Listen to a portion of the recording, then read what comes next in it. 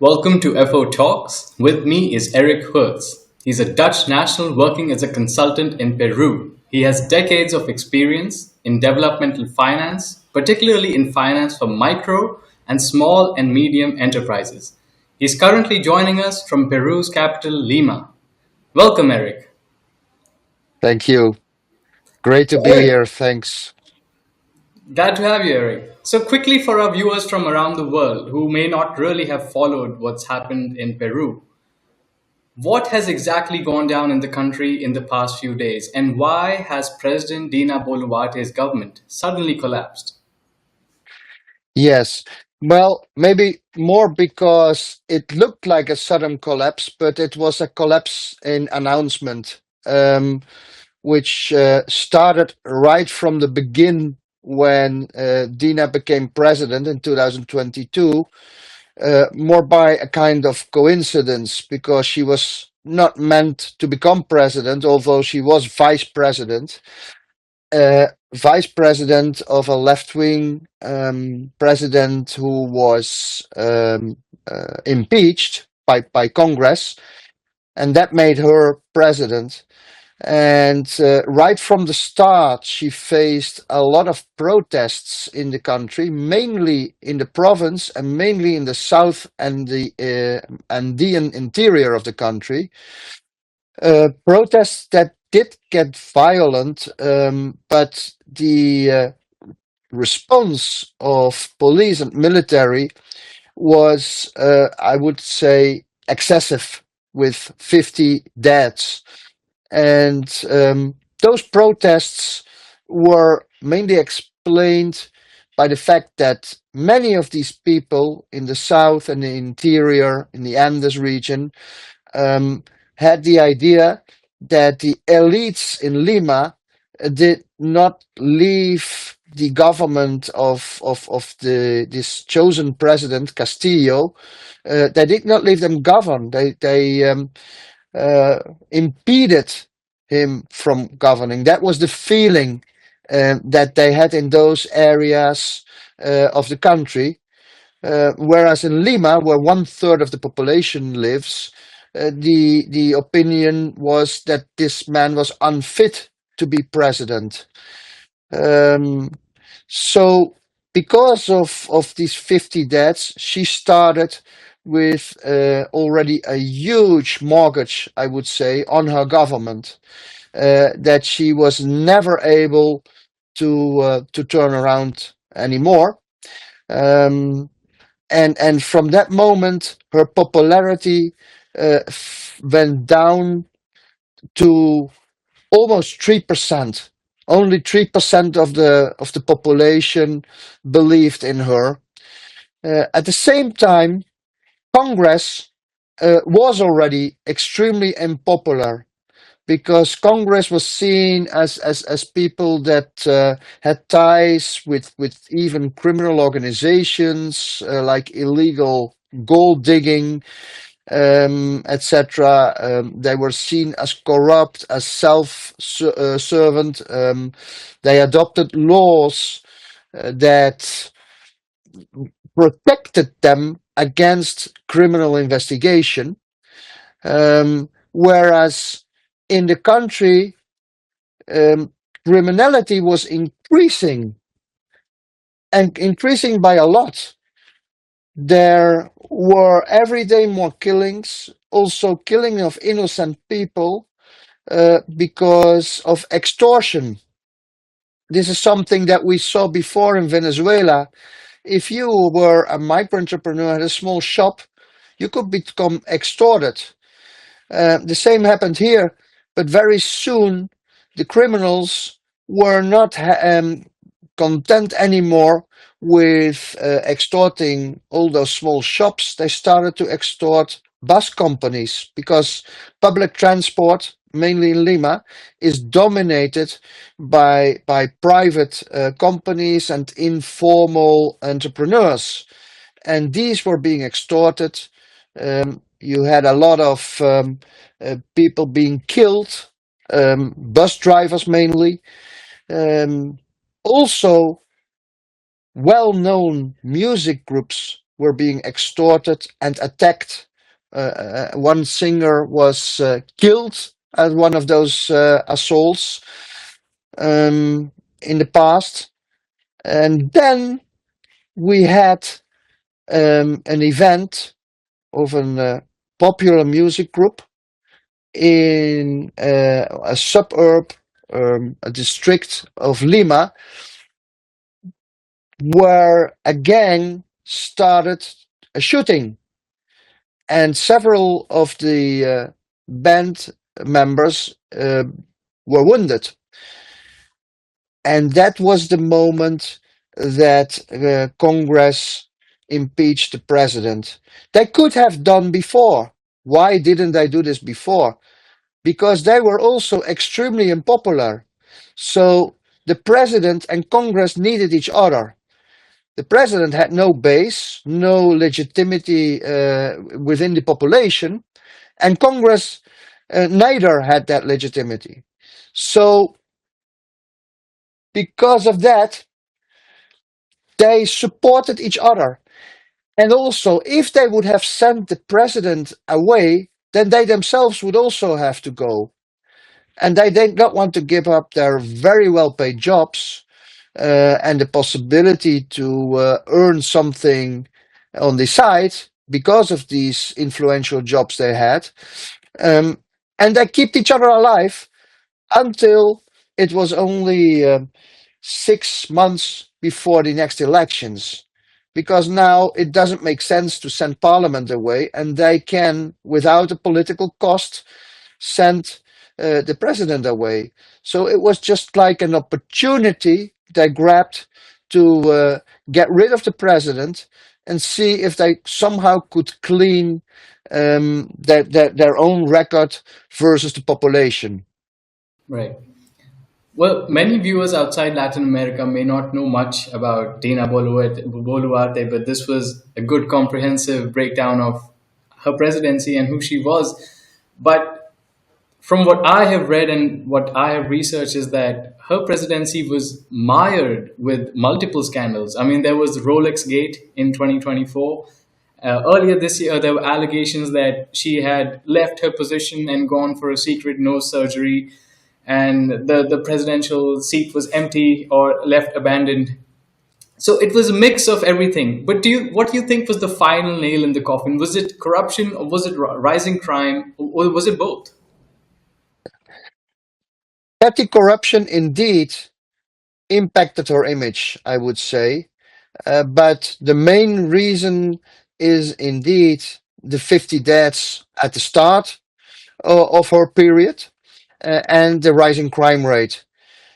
Um, there was a feeling that she did not really control crime fighting in the country, that there were no real solutions. Most solutions were like symbolic, um, like that you could not go out at night at some places of the country, that during a short period you were not allowed to be with two persons on a motorbike, because many of these assaults take place by two people on a motorbike, one the driver and the other the shooter.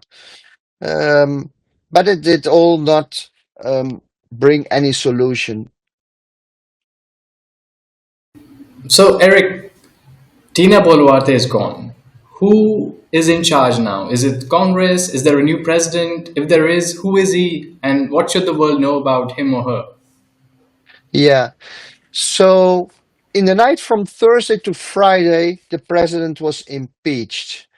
In order to impeach a president in one go on one single day without allowing her to defend herself in Congress, you need 4/5 majority in Congress.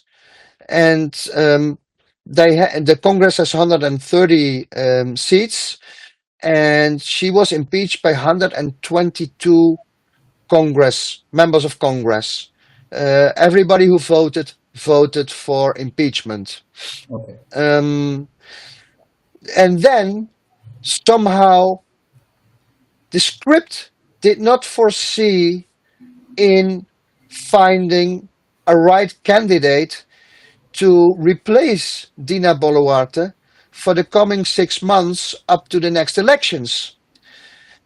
Because what you would, if it would really have been planned um, into detail, they would have asked the president of Congress to step down and have somebody else with a lot of political experience, maybe the least unpopular member of Congress, become the president, the chair of Congress.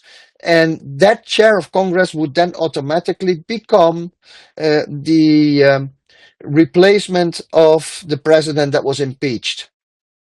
Um, that all did not happen. Also, because of a lot of distrust between the left wing and the right wing in Congress. There is a big polarization in Peru between those two wings. So the automatic succession took place, which was the sitting chair of Congress became the interim president of the country. And this guy is 30 years old. And just like Dina, he became by coincidence the chair of Congress because he shouldn't even have been a member of Congress. He only became a member of Congress because another member of Congress, an ex-president who is quite popular with especially the poor sectors of this country, was a kind of impeached by this Congress because he sent away a former Congress. It is a little bit complicated, the story, but he was the replacement of that ex-president as member of Congress. So that is how he became a member of Congress.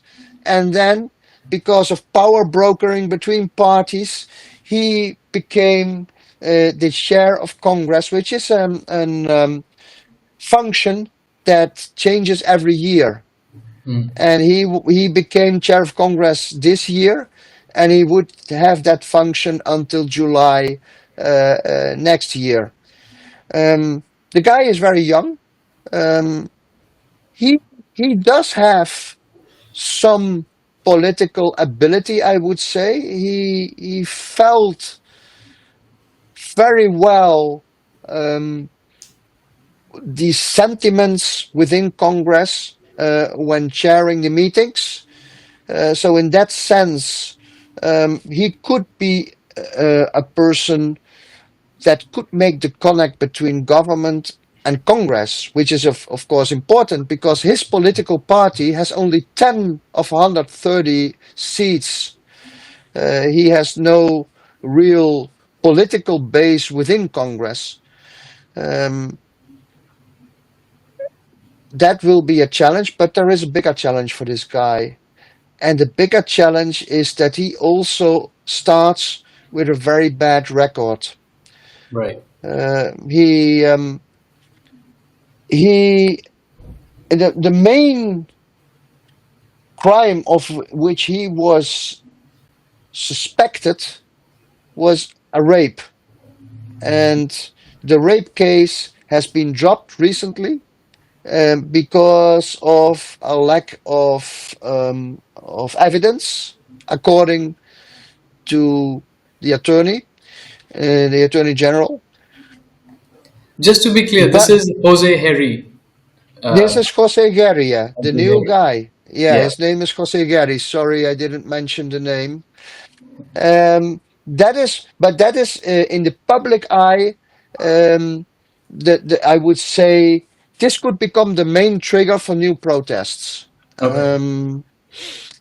But there were also other cases, like he was chairing a committee in Congress. I think it was the Economic Committee, and there he was also accused of taking a bribe in order from an entrepreneur, a lady, um, and that in exchange for that bribe, that lady could get an irrigation project in a poor northern department of the country, which he did get.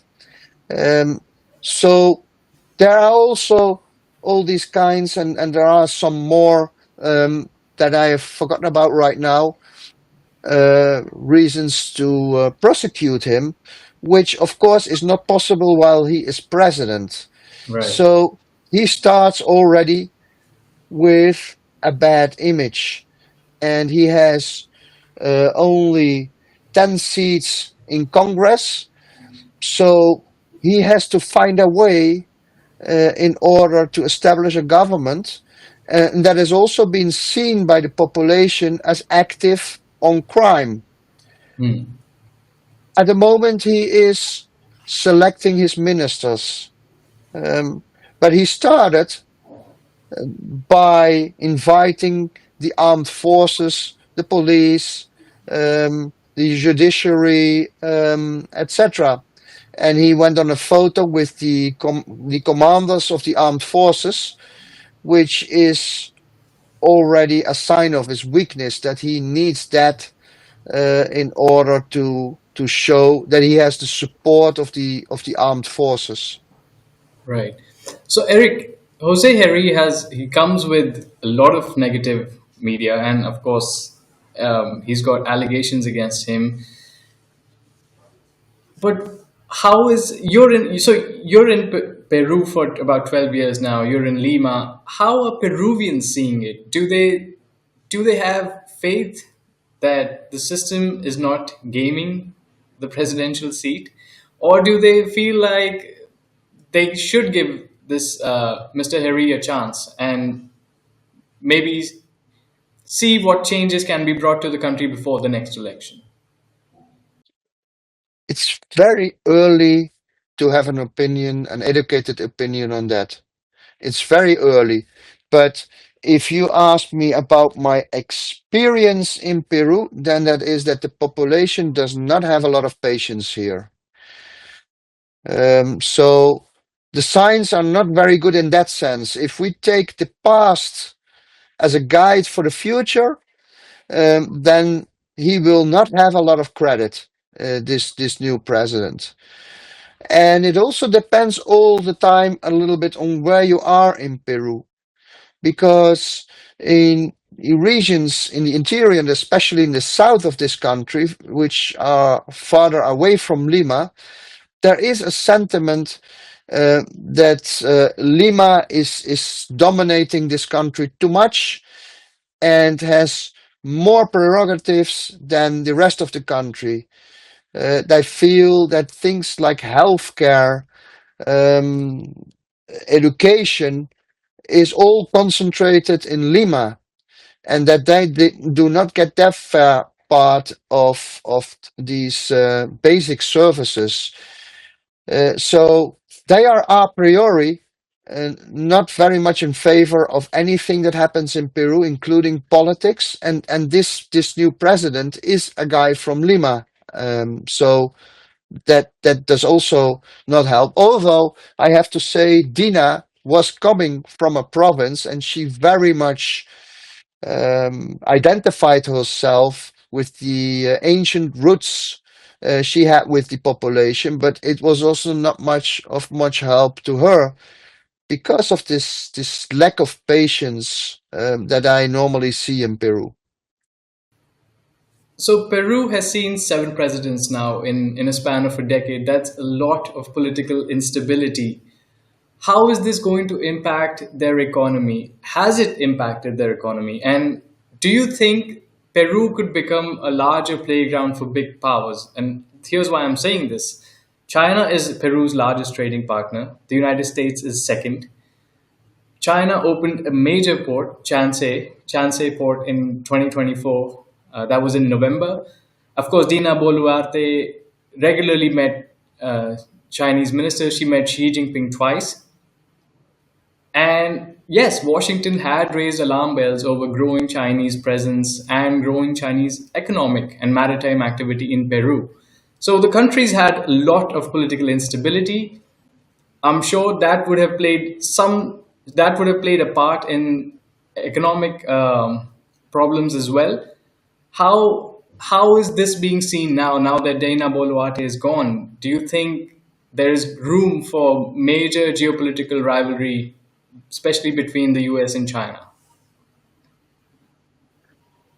Yes, in fact, you're asking two questions, the impact on the economy and Yeah, the impact on geopolitics. yeah.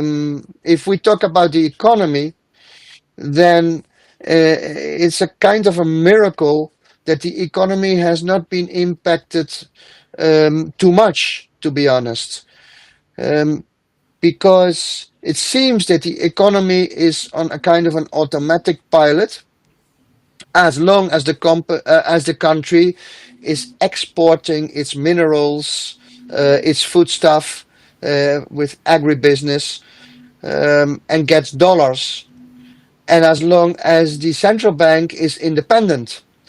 And the independence and the professionality of the central bank is the secret here.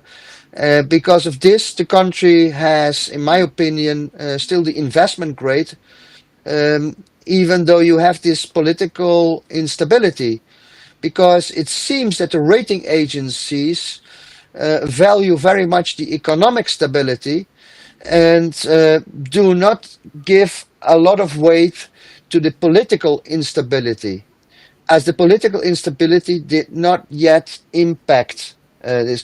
You had some moments that you had an impact, like when Dina Boluarte became president, and you had a lot of road blockades in the country that had that caused a little hiccup in the economy. That is true, but in general, as long as the country can export, um, the economy keeps growing. Um, Now about geopolitics. It's interesting that you ask me about China, because China has a special relationship with Peru since the 1850s. Because in the 1850s, Peru abolished slavery, and there was a lack of labor. So the coolies came to Peru, and I think Peru was one of the first countries outside of Asia where you had huge waves of Chinese immigration. Right now, they think that like 10% of the population has some background, some Chinese blood in their veins. At least 10% of the population. So, culturally speaking, there were already ties between China and Peru dating back to the 1850s. Um, but now again, now you see a cycle in which China has taken over in the whole continent, the whole South America, maybe with exception of Colombia, which still has the United States as a main trading partner, um, has taken the role of the main buyer of South American goods. I say South America, not Latin America, because Central America is other story. Right. It has taken a little bit the role that at the beginning of the last century was taken up by Great Britain. Uh, Great Britain was the main buyer of goods from Latin America, maybe mainly commodities. They created the infrastructure to export, like the railways, etc. And now you see China doing the same. They built these ports in many countries, the largest one recently in Peru, you're right. Um, and they are looking for more influence in Peru, clearly, but sometimes even forgetting about the Peruvian government, I must say, maybe because it is so weak. So they now agreed with Brazil that there will be a railway between that port and the Atlantic in Brazil. But they did never talk with the Peruvian government about it. Hmm. So it is true that we may see these kinds of geopolitics, whereby it will be harder for Peru to resist the force of China, and of course the reaction we made face by the US. For now, the US has been quite mild with Peru, maybe because they want to keep their back garden quiet.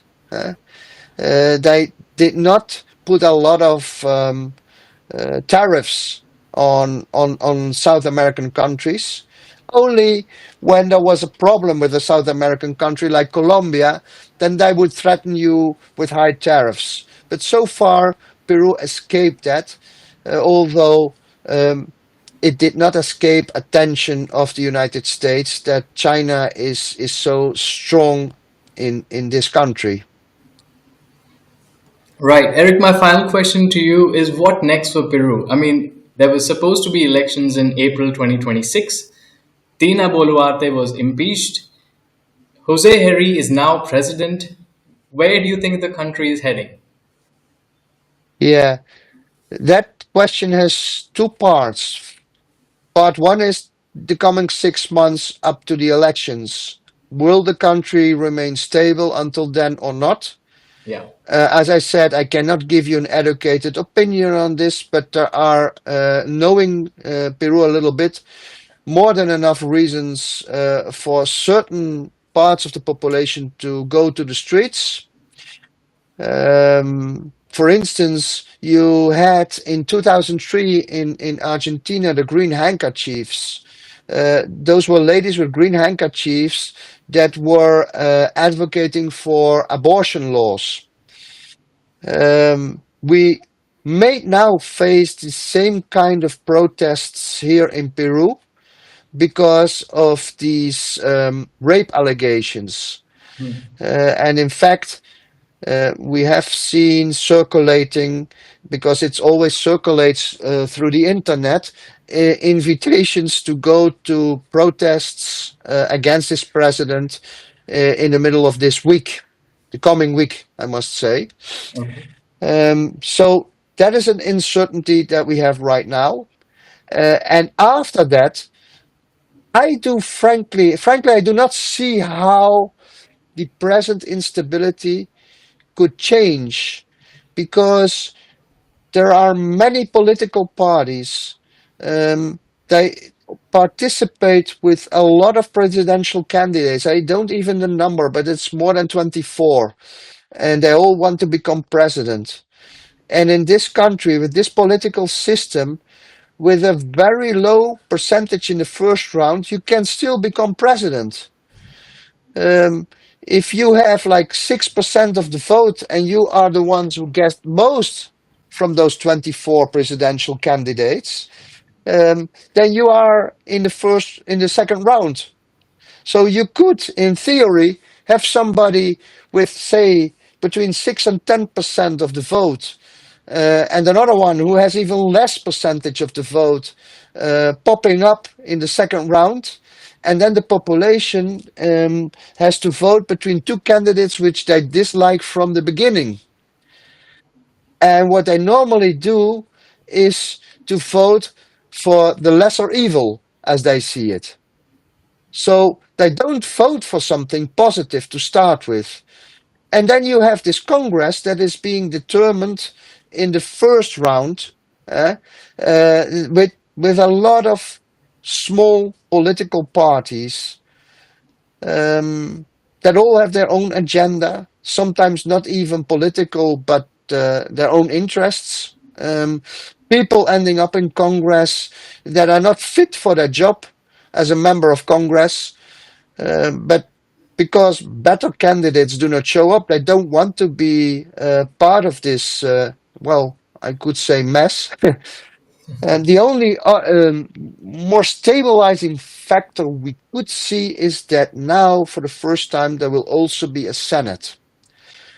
And indeed, it seems that the more experienced politicians and the elder politicians of this country are candidates for the Senate, and they could somehow mitigate the chaos that comes from from the lower chamber than of Congress, because they would have to certify the decisions that come from the lower chamber, and probably, hopefully, they will have a more professional look instead of a political interested look at those laws that will come out of Congress.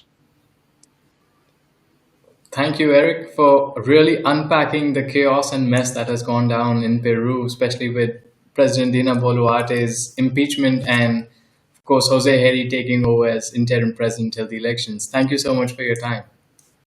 Yeah, no, thanks for having me. And just to say that indeed there is like a political mess, but there's not a lot of attention to it internationally, because internationally the Peruvian economy is one of the better ones in South America. Right.